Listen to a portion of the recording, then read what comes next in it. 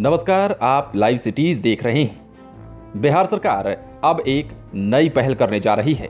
ये नई पहल उन लोगों के लिए है जो या तो घोटाला करते हैं या फिर घोटालेबाजों को बचाते हैं। दरअसल आने वाले दिनों में बिहार में घोटालों को दबाना या घोटालेबाजों को बचाना संभव नहीं होगा।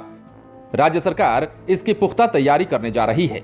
आजादी के 74 साल बाद प्रदेश में अंकेक्षण संहिता और अंकेक्षण मैनुअल लागू होगा। इसका ड्राफ्ट तैयार कर लिया गया है और इसमें 11 तरह के ऑडिट का प्रावधान किया गया है। इसे जल्द ही राज्य मंत्रिपरिषद के पास अनुमोदन के लिए भेजने की तैयारी है। प्रस्तावित अंकेक्षण संहिता और अंकेक्षण मैनुअल में घोटाला, अनियमितता, दुर्विनियोग और गबन जैसे वित्तीय दोषों को करीने से परिभाषित किया गया है। ऑडिट रिपोर्ट में तार्किक ढंग से वित्तीय दोषों को इंगित करना होगा और इसका मकसद राज्य सरकार की व्यवस्था में गड़बड़ी करने वालों को कानून के शिकंजे तक पहुंचाने के लिए आसान रास्ता तैयार करना है। किसी भी विभाग या कार्यालय का ऑडिट के लिए चयन करते वक्त वित्त विभाग का अंकेक्षण निदेशालय 2 दर्जन से अधिक बिंदुओं के चेकलिस्ट के जरिए ऑडिट का मकसद जाहिर करने वाला है।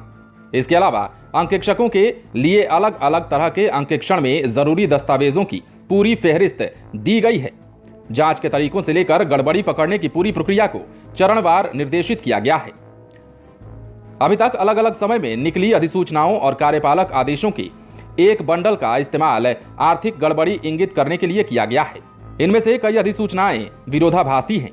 एक ही अधिकारी को फंसाने के लिए कई बार एक अधिसूचना का उपयोग होता है और फिर उसी को बचाने के लिए दूसरी अधिसूचना का संदर्भ ग्रहण किया जाता है। अंकेक्षण संहिता और अंकेक्षण मैनुअल के बन जाने से प्रशासनिक महकमे में इस तरह के गोरख धंधे पर लगाम लगने वाली है।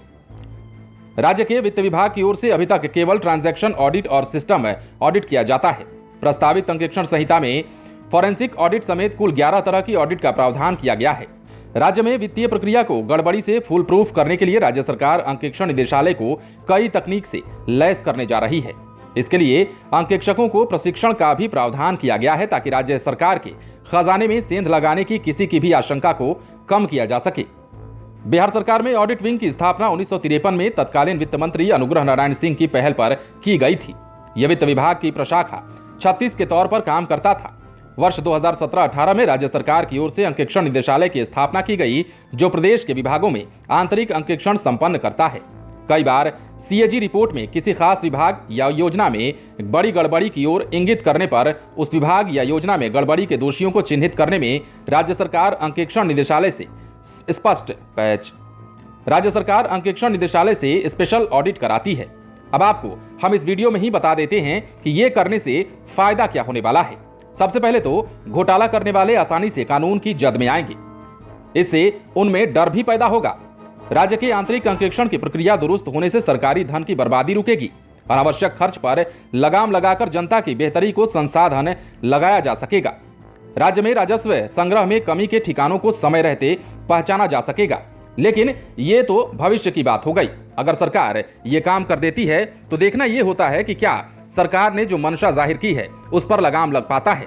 सरकार अगर घोटालेबाजों को बचाने वालों के खिलाफ ये कार्रवाई करती है, ये नई पहल शुरू करती है, तो आने वाले दिनों में क्या ये संभव है कि बिहार में घोटालेबाजी पर रोक लग जाएगी? क्या यह भी संभव है कि बिहार में घोटालेबाजों को बचाने वालों पर शिकंजा कसेगा? ये देखने वाली बात है। बहरहाल आप बने रहें लाइव सिटीज के साथ। यदि आपने इस चैनल को सब्सक्राइब नहीं किया है तो सब्सक्राइब कर लीजिए ताकि हम आपको हर खबर से अपडेट रख सकें।